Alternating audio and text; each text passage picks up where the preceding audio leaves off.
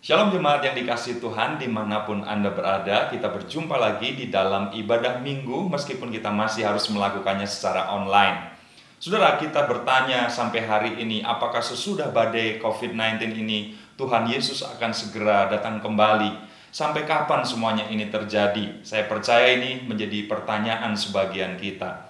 Karena itu pada kesempatan ini kita akan bersama-sama diberkati oleh kebenaran firman Tuhan yang akan disampaikan oleh Pendeta Dr. Rubin Adi Abraham, yang pasti akan memberkati kita dan memberikan kepada kita pemahaman yang lebih mendalam lagi tentang firman Tuhan.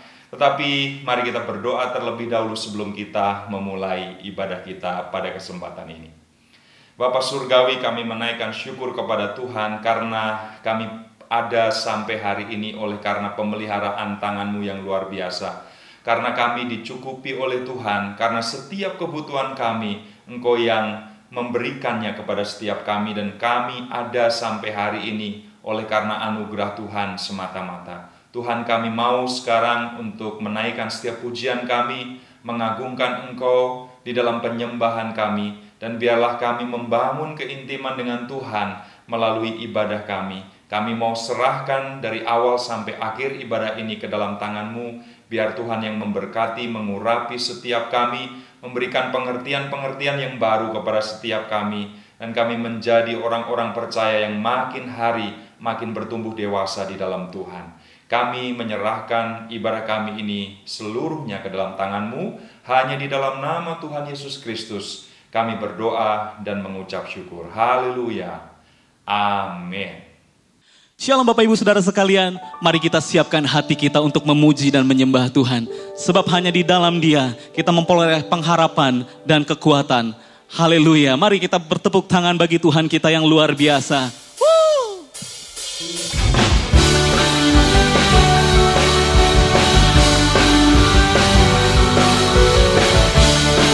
Haleluya, mari nyatakan. Firman terangi jalanku, perisai iman di setiap waktu, lindungiku dari segala, tak pernah ku ragu, tak pernah bersamaku, setia menjaga kuasa mulia. Mari nyatakan, hanya di dalam namanya Yesus Dia sumber pengharapan di sepanjang hidupku. Hanya di dalam kuasa-Nya pasti tersedia kemenangan bagiku selama-lamanya.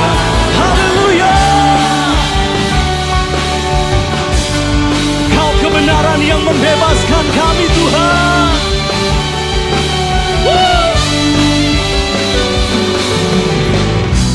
Kebenaran yang bebaskan selalu berikanku kekuatan hadapi segala tantangan.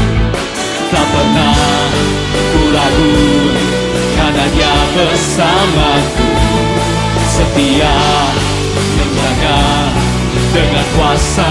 Mari yang percaya katakan bersama-sama, hanya di dalam namanya Yesus Dia sumber pengharapan di sepanjang hidup. Oh, hanya di dalam kuasa-Nya pasti tersedia kemenangan bagiku selama-lamanya. Oh, hanya dalam-Mu Tuhan, yeah.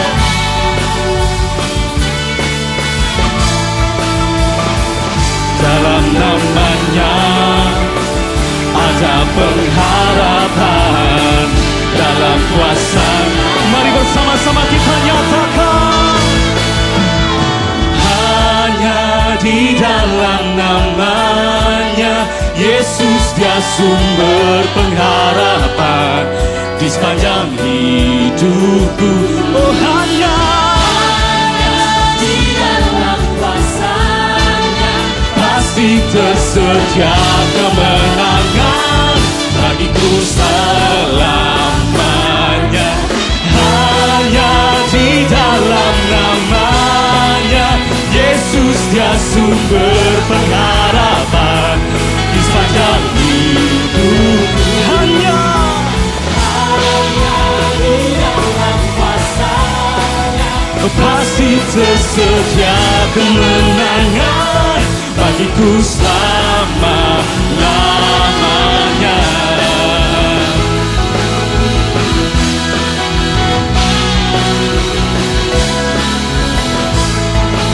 Hanya dalam nama-Nya,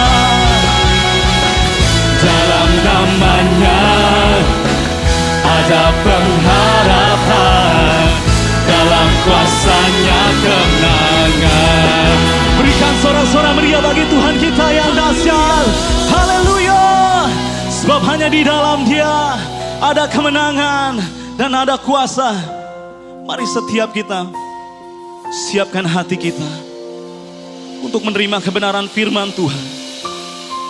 Terima kasih Tuhan Yesus.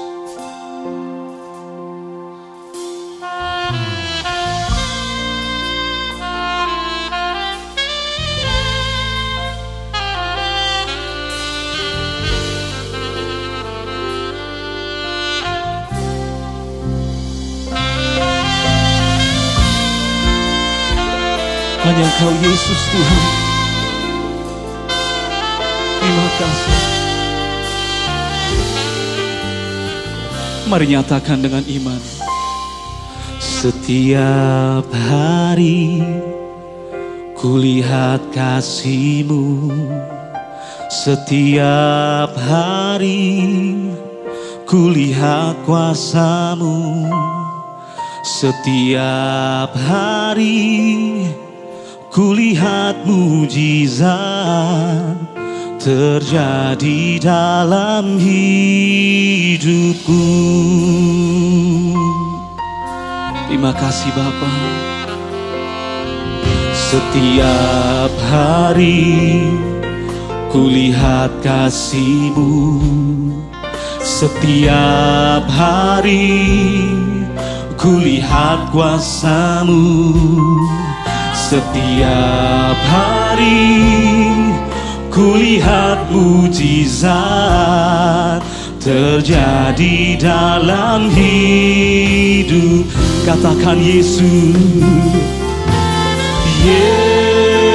Yesus, Yesus, ku cinta Kau lebih dari segala yang ada. Hanya Yesus, Yesus, Kau segalanya bagiku. Setiap hari kami Tuhan melihat kasih-Mu Tuhan.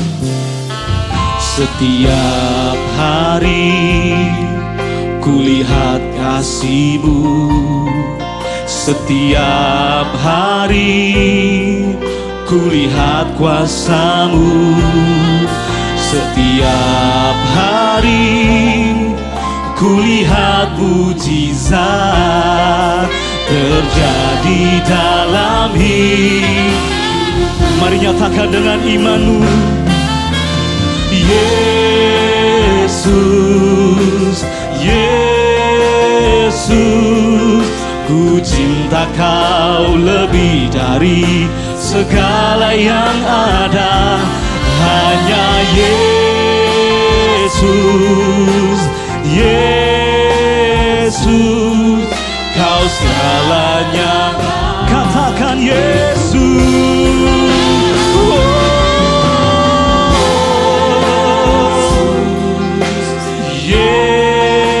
Yesus, ku cinta Kau lebih dari segala yang. Oh, hanya Yesus Tuhan.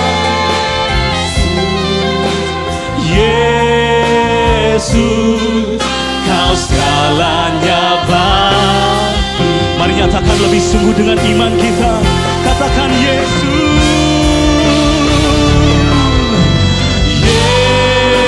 Yesus, Yesus, ku cinta Kau lebih dari segala yang ada. Hanya Yesus, Yesus, Kau segalanya Bang, Kau segalanya Tuhan, Kau segalanya bagiku. Oh Kau segalanya, Kau segalanya bagi. Mari berikan sorak-sorai yang meriah bagi Tuhan kita, Bapak Ibu Saudara sekalian. Masuk dalam hadirat yang lebih lagi. Oh hanya Yesus Tuhan. Oh kami menyembah-Mu Tuhan. Oh terima kasih Bapa, Engkau yang bertahta atas setiap kami Tuhan. Oh kami bersyukur Yesus. Oh hanya Kau Yesus, Engkaulah segalanya. Oh Engkaulah segalanya Yesus. Terima kasih Tuhan.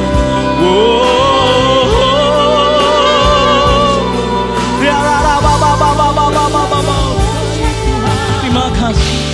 Kau yang layak. Terima kasih Tuhan. Kau yang layak. Kau yang layak disembah Tuhan. Kau layak disembah di dalam roh dan kebenaran. Oh Kau yang layak. Kau yang layak. Kau yang layak Tuhan. Kau yang layak. Hanya Kau Yesus. Kau layak disembah, ditinggikan untuk lebih sungguh katakan Kau yang layak Tuhan. Oh hanya Kau Tuhan. Kau yang layak Tuhan disembah.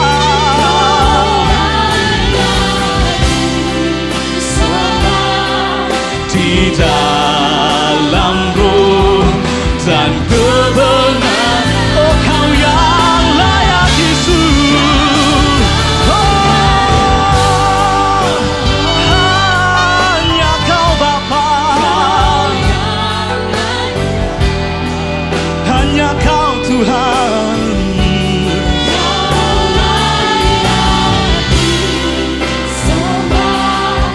Ditinggikan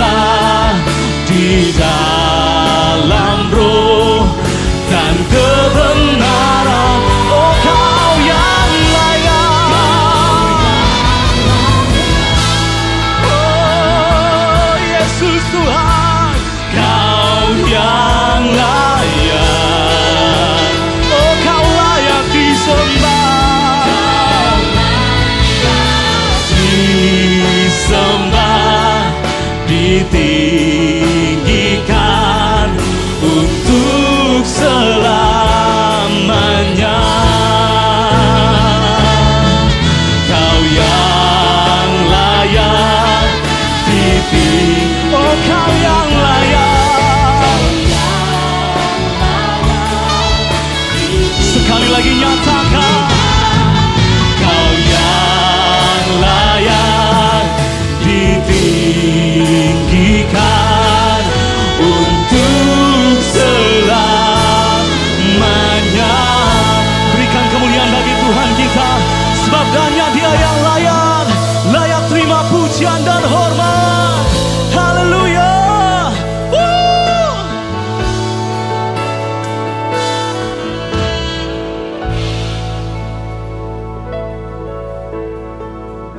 Mari kita berdoa. Segala puji, segala hormat, kemuliaan, kebesaran bagi nama Tuhan Yesus Kristus. Engkau adalah Tuhan Juru Selamat kami. Terima kasih Tuhan buat kesehatan, kekuatan. Terima kasih Tuhan buat penyertaan pemeliharaan-Mu bagi kami. Pujian penyembahan itu sudah kami naikkan ke hadirat-Mu. Biar itu menyenangkan hati-Mu. Dan Tuhan, Engkau adalah Raja kami. Engkau pengendali seluruh kehidupan kami. Tidak ada yang terjadi dalam dunia ini tidak di dalam pengawasan-Mu. Terima kasih Tuhan, terima kasih Bapa. Sebentar kami akan mendengarkan penyampaian firman yang akan disampaikan oleh Bapak Pendeta Dr. Rubin Adi Abraham. Pakai Tuhan dia Tuhan. Urapi dia Tuhan, sehingga ketika firman disampaikan, itu akan tertanam dalam hati kami. Itu akan mengubahkan kami. Karena firman-Mu akan memerdekakan kami dari rasa takut, rasa cemas. Terima kasih Tuhan, terima kasih Bapa. Kami dengan sukacita akan menerima firman-Mu. Dalam nama Yesus kami berdoa. Haleluya. Amin. Shalom saudaraku, saya akan melanjutkan khotbah minggu lalu. Dan hari ini saya beri judul, apakah Yesus akan segera datang setelah pandemi COVID-19? Mari kita akan baca Matius 24 ayat 3 sampai 8. Ketika Yesus duduk di atas Bukit Zaitun, datanglah murid-muridnya kepadanya untuk bercakap-cakap sendirian dengan dia. Kata mereka, katakanlah kepada kami, bila manakah itu akan terjadi dan apakah tanda kedatanganmu dan tanda kesudahan dunia? Jawab Yesus kepada mereka, waspadalah supaya jangan ada orang yang menyesatkan kamu. Sebab banyak orang yang akan datang dengan memakai namaku dan berkata, Akulah Mesias, dan mereka akan menyesatkan banyak orang. Kamu akan mendengar deru perang atau kabar-kabar tentang perang. Namun berawas-awaslah, jangan kamu gelisah. Sebab semuanya itu harus terjadi, tetapi itu belum kesudahannya. Sebab bangsa akan bangkit melawan bangsa, dan kerajaan melawan kerajaan. Akan ada kelaparan dan gempa bumi di berbagai tempat. Akan tetapi semuanya itu barulah permulaan penderitaan menjelang zaman baru. Saudaraku, ada beberapa pertanyaan yang diajukan yang akan saya jawab. Yang pertama, apakah pandemi COVID-19 adalah tanda bahwa Yesus akan segera datang kembali? Nah, kalau kita lihat dalam Matius 24 ketika Yesus ditanya oleh para murid, kapan engkau akan datang kembali? Yesus memberikan tanda-tanda umum di ayat 3 sampai 8 yang telah kita baca tadi. Yaitu akan muncul penyesat atau Mesias palsu, kemudian akan timbul peperangan, bangsa bangkit melawan bangsa, kelaparan, dan juga gempa bumi.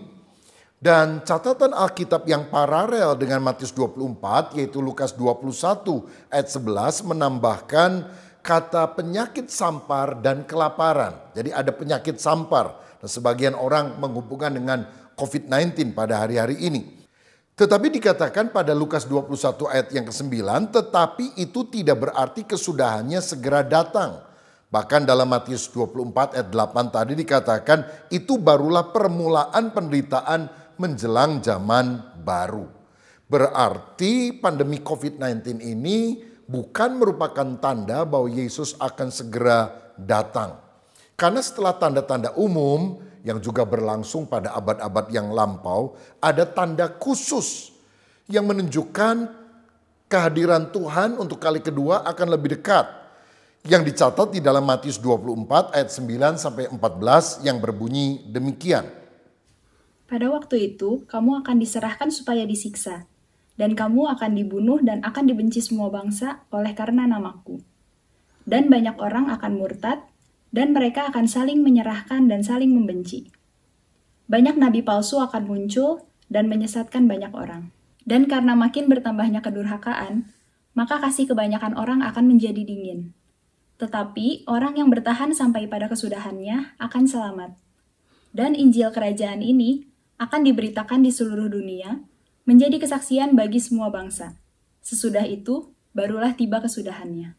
Nah, di dalam tanda khusus yang telah kita baca dalam Matius 24 ayat 9 sampai 14 tadi dikatakan akan ada aniaya, murtad, kemudian nabi palsu yang menyesatkan, kasih menjadi dingin, dan yang paling penting, Injil Kerajaan akan diberitakan menjadi kesaksian bagi seluruh bangsa. Baru setelah itu tiba kesudahannya.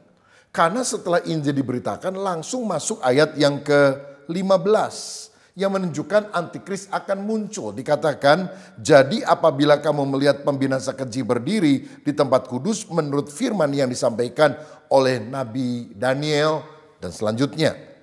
Nah, jadi antikris ini akan muncul setelah pemberitaan Injil itu disampaikan ke seluruh dunia. Dan kemunculan antikris ini dicatat juga di dalam Wahyu pasal 6. Di mana akan tampak penunggang kuda putih, yaitu antikris yang pertama-tama akan muncul ibarat juru selamat dunia yang menawarkan damai di tengah dunia yang penuh dengan kekacauan. Tapi kedua akan muncul penunggang kuda merah padam, dan ini bicara tentang perang. Pertama dipikir antikris bawa damai, ternyata dia bawa perang. Ketiga adalah penunggang kuda hitam, bicara soal kelaparan. Dan yang keempat adalah kuda hijau kuning atau hijau pucat yang bicara tentang maut.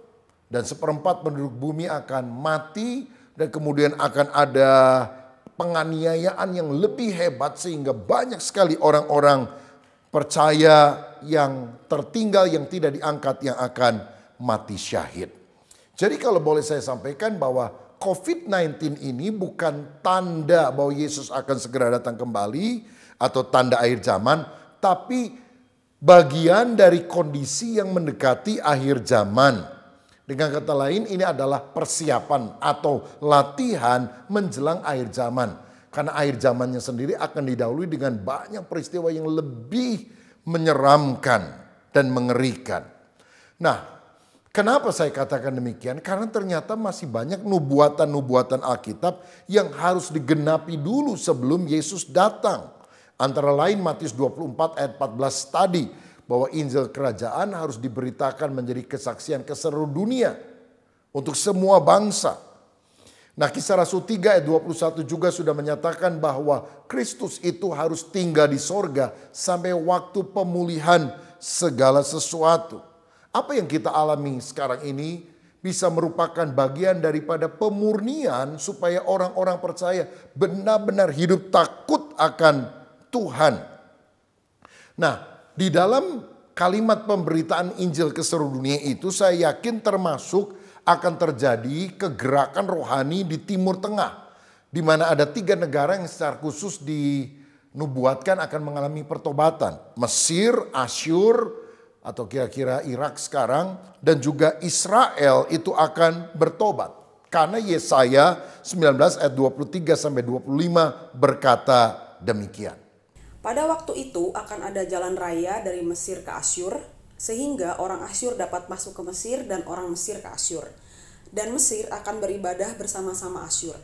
Pada waktu itu Israel akan menjadi yang ketiga di samping Mesir dan di samping Asyur, suatu berkat di atas bumi, yang diberkati oleh Tuhan semesta alam dengan berfirman, diberkatilah Mesir umatku, dan Asyur buatan tanganku, dan Israel milik pusakaku.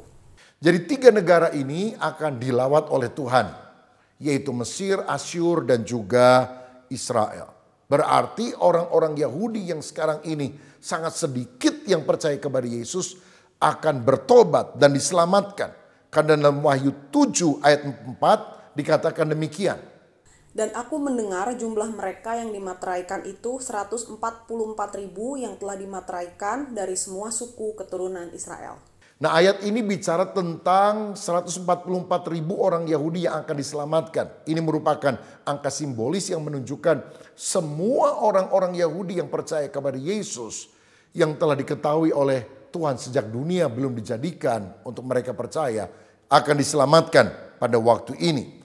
Bahkan bukan hanya orang Yahudi, tuaian terbesar atau tuaian raya dari segala bangsa akan terjadi menjelang Kristus datang kembali. Wahyu 7 ayat 9 dan 10 mencatat hal itu.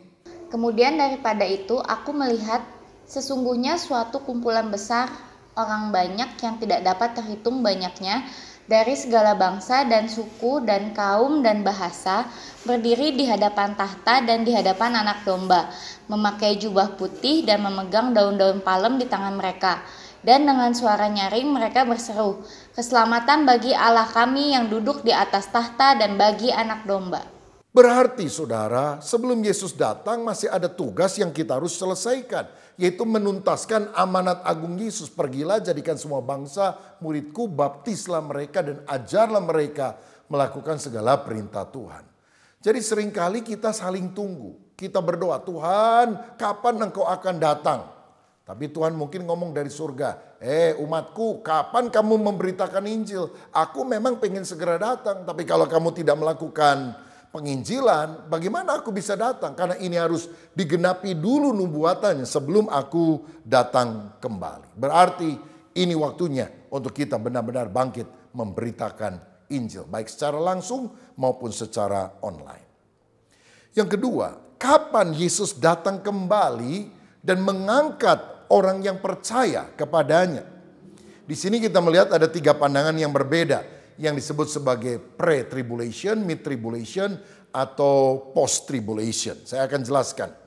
Pre-tribulation artinya Tuhan Yesus akan datang sebelum aniaya yang dilakukan oleh antikris. Bahkan antikris tidak bisa muncul sebelum gereja Tuhan diangkat. Karena 2 Tesalonika 2 ayat 7-8 berkata demikian. Karena secara rahasia kedurhakaan telah mulai bekerja, tetapi sekarang masih ada yang menahan. Kalau yang menahannya itu telah disingkirkan, pada waktu itulah si pendurhaka baru akan menyatakan dirinya. Tetapi Tuhan Yesus akan membunuhnya dengan nafas mulutnya dan akan memusnahkannya kalau ia datang kembali. Jadi mengapa antikris masih belum bisa muncul sekarang? Karena masih ada yang menahannya. Siapa itu? Gereja, artinya orang percaya yang penuh dengan Roh Kudus, yang adalah garam dan terang dunia yang menghambat kedatangan si antikris. Bila orang percaya ini sudah diangkat, maka antikris akan muncul. Yang diangkat adalah orang Kristen sejati yang lahir baru, sedangkan Kristen KTP, Kristen tanpa pertobatan akan ditinggalkan. Yang kedua adalah pandangan mid-tribulation, di tengah penganiayaan yang dilakukan oleh antikris. Mengapa demikian? Sebab dalam 1 Tesalonika 4 ayat 16 firman Tuhan berkata demikian. Sebab pada waktu tanda diberi, yaitu pada waktu penghulu malaikat berseru dan sangkakala Allah berbunyi, maka Tuhan sendiri akan turun dari surga dan mereka yang mati dalam Kristus akan lebih dahulu bangkit. Selanjutnya dalam 1 Korintus 15 ayat 51 dan 52 firman Allah juga berkata demikian. Sesungguhnya aku menyatakan kepadamu suatu rahasia. Kita tidak akan mati semuanya, tapi kita semuanya akan diubah dalam sekejap mata pada waktu bunyi nafiri yang terakhir. Sebab nafiri akan berbunyi dan orang-orang mati akan dibangkitkan dalam keadaan yang tidak dapat binasa dan kita semua akan diubah. Nah, jadi dari bagian ayat ini kita melihat bahwa Yesus akan datang kalau nafiri atau sangkakala terakhir itu dibunyikan. Nah, kita tahu di dalam Alkitab Daniel 9 ayat 27 bahwa antikris akan memerintah 1 kali 7 masa, artinya 7 tahun. Terbagi dalam 2 periode, 3,5 tahun pertama dan 3,5 tahun kedua. 3,5 tahun pertama tampaknya dia membawa damai karena orang Israel akan diizinkan untuk membangun kembali bait Allah. Dan kemudian dia akan kompromi dengan gereja. Tapi setelah kekuatannya menjadi lebih hebat, maka antikris dalam 3,5 tahun yang kedua akan membatalkan perjanjian damai dengan Israel dan juga akan menganiaya gereja yang telah kompromi dengan si antikris. Karena antikris akan minta disembah sebagai Allah. Dan ketika mereka menolak, maka penganiayaan terbesar bahkan pembunuhan akan terjadi. Nah, pada masa antikris ini Allah akan mencurahkan hukuman 3 set masing-masing 7 jenis yang disebut sebagai 7 materai, 7 sangkakala, dan 7 cawan. Nah, pertanyaannya, kalau firman Tuhan tadi berkata bahwa Kristus akan datang setelah sangkakala atau nafiri yang terakhir ditiup, dan ini bila diartikan sangkakala atau nafiri yang ke-7, maka tentu kedatangannya itu adalah di tengah masa pemerintahan antikris. Tidak bisa di depan. Karena materai dan sangkakala kan belum ditiup. Tidak bisa di belakang. Karena kalau Yesus sudah datang, kapan cawan murka Allah akan dicurahkan. Nah, jadi pandangan mid-tribulation juga punya ayat dukungan yang cukup kuat. Yang ketiga adalah post-tribulation. Nah, pandangan ini mengatakan bahwa orang percaya akan ada pada masa 7 tahun pemerintahan antikristus. Karena kedatangan Kristus itu tidak 2 tahap. Kan ada yang meyakini bahwa kedatangan Kristus tahap pertama di awan-awan mengangkat orang percaya. Sedangkan kedatangan tahap kedua adalah menjejakkan kaki di bumi untuk mengakhiri pemerintahan antikris dan membuat kerajaan 1000 tahun damai di atas bumi ini. Post-tribulation berkata bahwa kedatangan Tuhan itu hanya 1 tahap saja. Jadi waktu Kristus datang, orang percaya diangkat hanya sebentar. Ketemu Yesus di awan-awan, lalu kemudian turun lagi. Loh, ngapain naik turun? Mereka menjawab, seperti kalau kita kedatangan tamu agung, maka kita akan keluar dari rumah kita, pergi ke halaman, menyalami dia, lalu kan kembali masuk ke rumah kita lagi. Nah, jadi mana yang benar? Saya mau katakan bahwa kita tidak harus berdebat soal waktu kedatangan Kristus. Karena semuanya punya argumentasi masing-masing. Tetapi marilah kita menjadi umat yang siap sedia. Kita tidak pernah dipanggil menjadi tim perencana kedatangan Tuhan, tapi kita selalu dipanggil menjadi tim penyambutan kedatangan Tuhan. Kapanpun Tuhan datang, mau di awal masa aniaya, di tengah, ataupun di akhir, biar kita siap sedia menyambut kedatangan Tuhan. Kalau saudara tanya pribadi kepada saya condong yang mana? Saya tentu mengharapkan kalau bisa pre-tribulation, sebelum antikris muncul kita sudah diangkat. Atau setidaknya karena argumentasi nafiri terakhir, setidaknya adalah pada pertengahan masa antikris. Ketika antikris belum memberikan penganiayaan yang sangat terbesar, kita sudah diangkat. Karena banyak juga hamba Tuhan yang percaya akan ada buah sulung gereja. Maksudnya orang-orang percaya yang sudah diangkat sebelum bencana besar itu terjadi. Seperti Henokh yang diangkat hidup-hidup oleh Tuhan sebelum air bah itu terjadi pada zaman Nuh. Walaupun memang akan ada sedikit orang yang diselamatkan melalui air bah ketika mereka berada di dalam bahtera. Yang sekarang adalah bahtera keselamatan. Di dalam Yesus mereka tetap setia kepada Yesus walaupun harus menukar nyawa sampai mati. Dan mereka akan disebut sebagai buah susulan yang akan mengikuti buah sulung yang sudah diangkat lebih awal. Nah, sebab kalau kita lihat di dalam Wahyu 7 ayat 13-14, ternyata akan ada orang yang diselamatkan melewati masa kesusahan besar itu.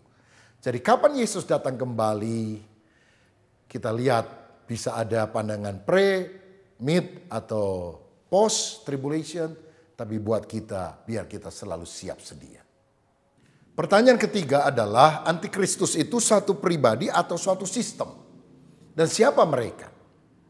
Saudara, kalau kita lihat dalam 1 Yohanes 2 ayat 18 dikatakan, anak-anakku waktu ini adalah waktu yang terakhir dan seperti yang telah kamu dengar, seorang antikristus, dalam bahasa Yunani antikristos, akan datang.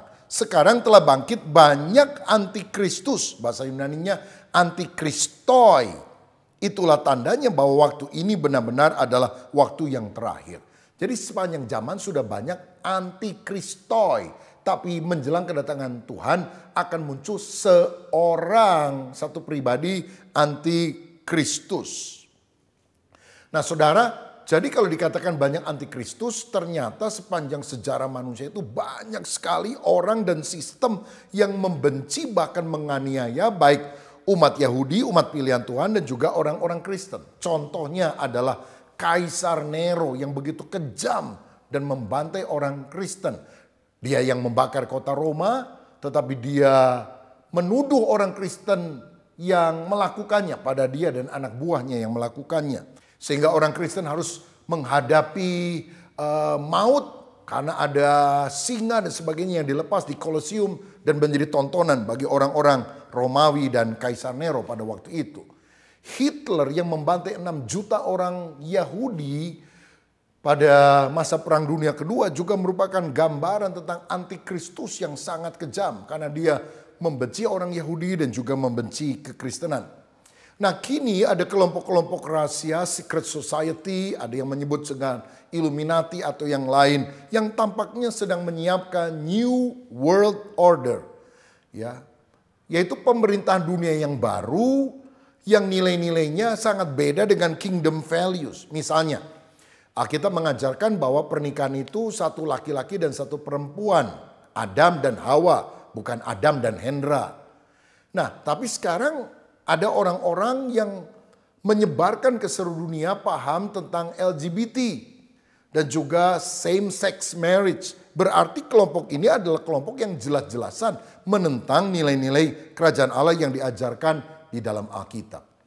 Salah satu visi utama mereka itu diwujudkan di dalam lagu Imagine yang dinyanyikan oleh John Lennon dalam kelompok The Beatles. Imagine there's no heaven. Bayangkan tidak ada sorga. It's easy if you try. Mudah jika Anda mencoba. And no hell below us. Tidak ada neraka di bawah kita. Above us only sky. Di atas kita hanya ada langit.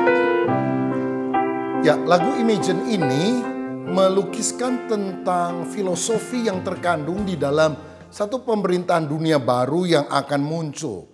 Mereka berkata, no heaven, sorga itu tidak ada, hanya dongeng. No hell, tidak ada neraka.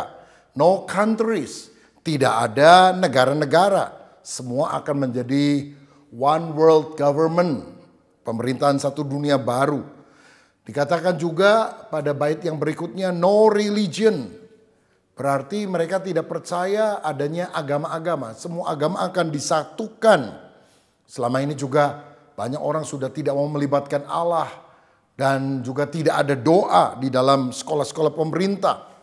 Penyatuan agama akan disebut sebagai New Age Movement yang percaya panteisme, menganggap bahwa alam adalah Allah. Bahkan diri kita sendiri adalah Allah. Kita nggak butuh Allah karena kita adalah Allah-Allah itu.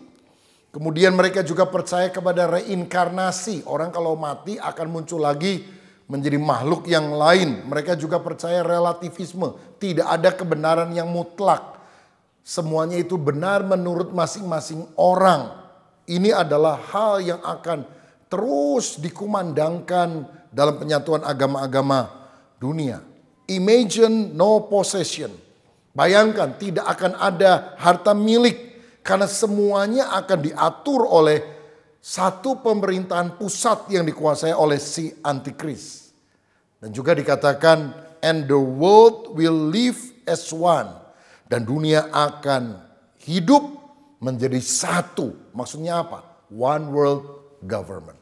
Dan tentu hal ini adalah roh antikris yang sudah terus-terusan bekerja untuk menentang nilai-nilai kerajaan Allah.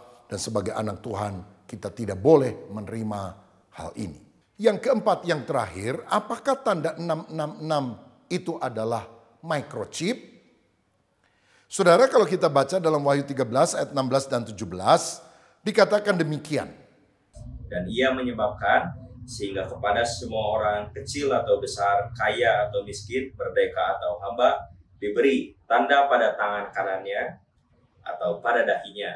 Dan 17, dan tidak seorang pun yang dapat membeli atau menjual selain daripada mereka yang memakai tanda itu, yaitu nama binatang itu atau bilangan namanya. Nah, jadi ayat ini menunjukkan bahwa antikris akan menandai pengikutnya dengan tanda di dahi dan juga di tangan kanan. Apa maksudnya?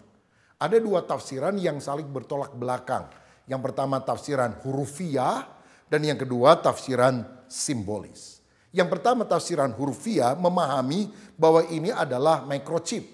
Misalnya ketika Barack Obama masih menjadi presiden Amerika Serikat, mereka berkata bahwa nanti akan ada Obamacare. Orang-orang yang mengikuti asuransi kesehatan itu semuanya harus dikenakan microchip implant. Kalau tidak mereka tidak akan mendapatkan perlindungan kesehatan. Tetapi sebelum microchip yang dituduh sebagai 666 atau tanda antikris, mark of the beast, adalah komputer. Sebab komputer itu kalau hurufnya C sama dengan huruf ketiga, O huruf kesekian, dijumlahkan itu jumlahnya dikali 6 menjadi 666. Walaupun sekarang orang tahu bahwa komputer bukan milik antikris, itu hanyalah kemajuan teknologi. Kemudian barcode dengan garis batang itu dikatakan bagian awal, tengah dan juga akhirnya disebut sebagai 666. Bahkan internet, www, World Wide Web, itu kan diambil dari huruf Ibrani yang ke-6, Vav atau wow. Maka dianggap orang yang suka searching lewat internet, khususnya Google, itu juga mengikuti tanda 666. Karena coba aja lihat logonya Google, itu kalau dilihat tampaknya seperti 666. Dan kemudian sekarang ini yang dituduh adalah microchip. Microchip sudah ada pada paspor, KTP kita juga ada microchip. Kalau saudara pakai handphone juga ada microchip, bahkan kredit card juga pakai microchip. Jika demikian, benarkah microchip adalah tanda seorang mengikuti antikris? Jadi kalau saudara pakai KTP, HP, apakah saudara pengikut antikris? Saya percaya bahwa microchip adalah tanda kemajuan teknologi dan bukan tanda daripada si antikristus. Nah, bagaimana kalau nanti diimplant, dimasukkan ke dalam tangan atau dahi? Nah, itu cerita menjadi lain. Tapi mari kita jangan berburuk sangka dulu tentang kemajuan teknologi yang ada sehingga kita misalnya menolak komputer, menolak barcode, menolak internet, menolak microchip yang digunakan untuk kemajuan teknologi ini. Yang kedua ada tafsiran simbolis. Karena di dalam kitab Wahyu ada banyak simbol-simbol. Misalnya naga menyimbolkan iblis. Binatang yang keluar dari dalam laut itu simbol si antikristus. Binatang yang keluar dari dalam bumi menyimbolkan nabi-nabi palsu. Dan inti dari Wahyu 13 yang membahas tentang tanda 666 ini sebetulnya adalah peniruan iblis terhadap karya Kristus. Sebetulnya 666 itu diyakini oleh para penafsir sudah berabad-abad yang lampau sebagai simbol kekalahan antikristus. Karena 6 adalah tanda manusia. Manusia yang diciptakan oleh Tuhan pada hari ke-6. Angka 6 ini tidak pernah bisa menyamai Kristus. Yang dilambangkan dengan 7. Karena 7 seringkali disebut sebagai angka yang sempurna. Berarti 666 diulang sampai 3 kali. Itu menunjukkan gagal. Ada usaha manusia ingin menyamai Kristus. Allah yang menjadi manusia 777. Tapi selalu akan gagal. Bahkan ketika manusia meninggikan diri disimbolkan dengan 666. Maka hukuman Allah akan menimpa 777. Apa itu? 7 materai, 7 sangkakala dan 7 cawan. Nah, jika angka 666 itu diartikan simbolis, maka tanda di dahi dan juga di tangan dari pengikut si antikris semestinya diyakini juga sebagai simbolis, bukan hurufiah. Sebetulnya bagian Alkitab mana yang pertama kali membahas tentang tanda di tangan di dahi itu. Sebetulnya itu dicatat di dalam Ulangan 6. Haruslah juga engkau mengikatkannya sebagai tanda pada tanganmu, dan haruslah itu menjadi lambang di dahimu. Jadi bagian ayat ini menunjukkan Allah lah yang minta agar orang sungguh-sungguh mengenakan tanda di tangan dan di dahi. Tentu tidak secara hurufiah, tapi secara simbolis supaya mereka itu dipenuhi dengan firman. Dahinya maksudnya pikirannya dikuasai firman, dan juga tangannya, perbuatannya, bahkan langkah kakinya dikuasai oleh firman. Untuk mengenal Tuhan dan takut akan Dia. Bahkan kalau kita lihat lebih jauh dalam Wahyu pasal 7 ayat 14 dan pasal 14 ayat 1, ternyata para pengikut Kristus juga akan dimateraikan di dahinya. Nah, apakah ini berarti bahwa orang pengikut Kristus juga akan dikasih microchip, lalu pakai hurufnya 888 misalnya atau 777? Saya yakin kita memahami para pengikut Kristus diberi materai secara simbolis. Nah, jika materai itu simbolis, mengapa tanda antikris harus dipahami secara hurufiah? Tuhan memang pada akhir zaman, khususnya menurut Matius 6 ayat 24, punya saingan utama, yaitu mamon, roh kebendaan, materialistis. Nah, pengikut Kristus akan dikuasai oleh Roh Kudus, tangan dan dahinya, artinya pikiran dan perbuatannya dikuasai oleh Roh Kudus sehingga dia mengutamakan Tuhan. Matius 6 ayat 33, carilah dahulu kerajaan Allah dan kebenarannya, maka semua yang lain akan ditambahkan kepadamu. Sebaliknya, pengikut antikristus akan dikuasai oleh roh mamon, cinta uang. Karena dalam 1 Raja-Raja 10 ayat 14, ayat yang pertama kali mencatat tentang 666, itu bicara tentang talenta emas yang setiap tahun dibawa kepada Raja Salomo yang menjadi duniawi karena cinta akan uang tersebut. Bahkan 2 Timotius 6 ayat 9 sampai 10 berkata, cinta uang adalah akar segala kejahatan. Nah, jadi penafsiran kedua ini tidak memahami bahwa microchip adalah tanda 666. Karena yang ditanam di tangan dan di dahi itu bicara tentang simbolis orang-orang yang pikirannya sangat materialistis. Dan merekalah orang yang akan menyembah si antikris itu. Karena dahinya dan tangannya, pikiran dan perbuatannya sudah dikuasai oleh mamon.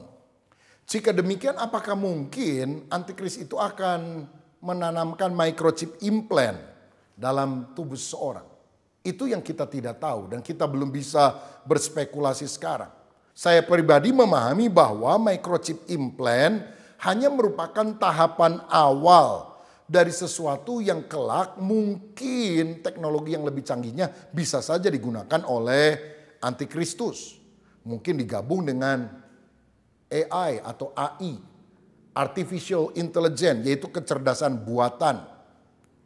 Jadi microchip yang seperti biji beras itu mungkin dianggap sudah kuno. Karena sekarang ini ada yang dikatakan kuantum yang lebih kecil daripada pasir. Tapi intinya begini, sebaiknya kita tidak berspekulasi karena akan makin nyata apa yang dimaksudkan dengan hal itu ketika saatnya tiba.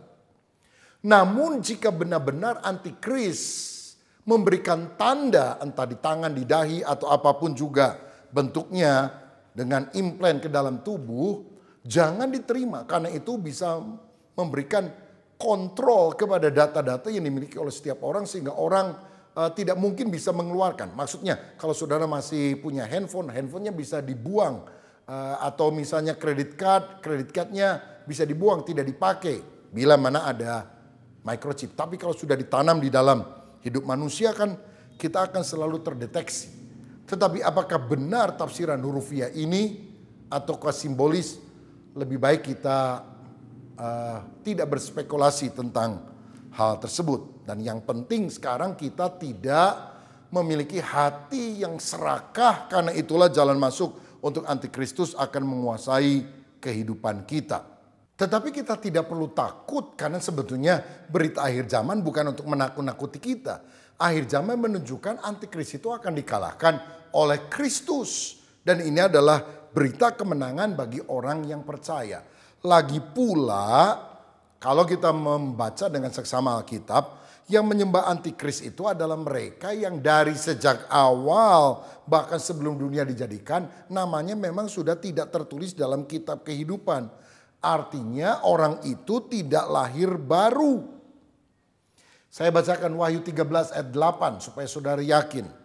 Dan semua orang yang diam di atas bumi akan menyembahnya. Menyembah antikristus.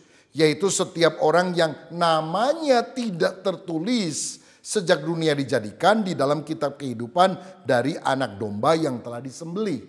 Jadi siapa yang akan menyembah antikris? Yaitu orang yang dari sejak awal namanya tidak ada dalam kitab kehidupan. Orang yang tidak pernah lahir baru. Jadi orang yang benar-benar lahir baru tidak akan menyembah antikristus. Sedangkan yang menyembah antikris adalah orang yang tidak pernah lahir baru. Mereka itu harus menyembah dulu baru diberi tanda oleh si antikris. Karena itu bagaimana sikap kita? Ini konklusinya. Kita harus benar-benar lahir baru. Sekarang kita harus benar-benar bertobat, percaya Yesus, dibaptis, hidup di dalam terang, hidup di dalam kekudusan. Supaya ketika Yesus datang kita diangkat berjumpa dengan Kristus dan tidak mengalami aniaya dari antikris. Yesaya 60 ayat 1 dan 2 mencatat hal ini. Bangkitlah, menjadi teranglah, sebab terangmu datang dan kemuliaan Tuhan terbit atasmu. Sebab sesungguhnya kegelapan menutupi bumi dan kekelaman menutupi bangsa-bangsa. Tetapi terang Tuhan terbit atasmu dan kemuliaannya menjadi nyata atasmu. Saudara, dunia berada dalam kegelapan, tapi Tuhan memanggil kita untuk menjadi terang yang bercahaya. Saya mau katakan, pengaruh antikristus memang akan mengglobal. Tetapi dia tidak akan bisa menguasai seluruh dunia. Berusaha ya, tapi menguasai tidak. Buktinya apa? Akan ada perang Harmagedon. Di mana Israel akan dijepit oleh negara-negara barat. Mungkin antikris akan muncul dari sini. Yang melawan negara-negara timur. Di mana ada 200 juta orang akan berangkat dari timur. Mungkin dari China, Korea Utara. Saya tidak tahu dari mana. Tapi jelas China pasti akan ikut serta karena jumlahnya sangat besar, 200 juta. Indonesia gimana? Tidak jelas karena Indonesia negara non-blok ya. Nggak tahu bloknya kemana saudara sekalian. Tapi ini menunjukkan bahwa tidak semua negara, tidak semua orang mau tunduk kepada dominasi daripada si antikris.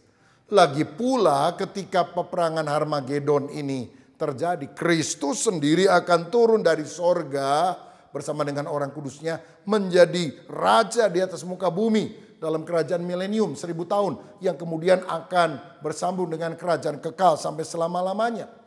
Daniel pernah mengartikan mimpi Nebukadnezar tentang patung yang kepala dari emas, dada dari perak, kemudian bagian pinggang dari perunggu dan bagian bawah kakinya terbuat dari besi campur tanah liat. Dan itu menunjukkan kerajaan-kerajaan yang menguasai dunia. Kerajaan Babilonia, Media Persia, kerajaan Yunani, kerajaan Romawi. Dan yang terakhir adalah Romawi kedua istilahnya. Kebangkitan antikris yang akan dihancurkan oleh batu yang menggelinding. Yang akhirnya menjadi batu besar yang memenuhi seluruh bumi.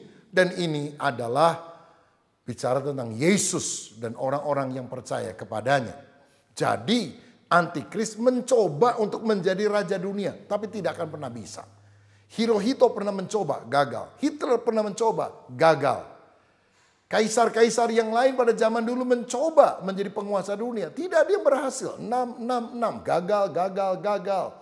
Karena biang keroknya iblis tidak akan pernah bisa menyamai Sang Kristus. Kristuslah yang akan menjadi penguasa atas dunia. Sehingga berita akhir zaman adalah kabar baik, kabar sukacita. Kebenaran yang pada akhirnya akan menang. Terang akan bersinar dan orang yang berjalan dalam terang itu akan memerintah bersama dengan Kristus. Saudara, percayalah, apapun yang terjadi, Tuhan tetap bertahta. Dia duduk di atas tahta singgasananya. Dia mengontrol semua yang terjadi di atas muka bumi. Iblis akan dikalahkan. Karenanya mari kita pegang firman dengan sungguh-sungguh. Bangkitlah menjadi teranglah.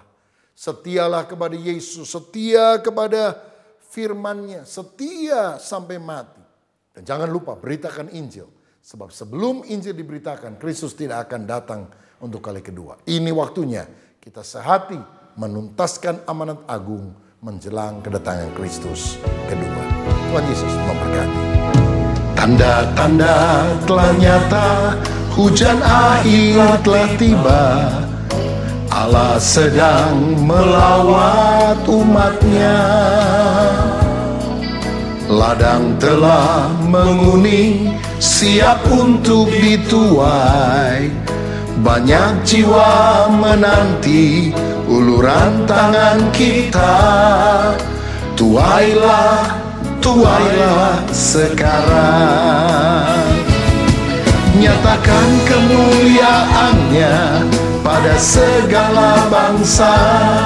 Biar kuasanya dinyatakan berlimpah.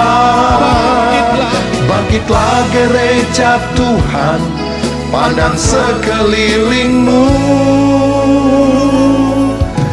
Generasi ini selamatkan ya Tuhan, ini doaku.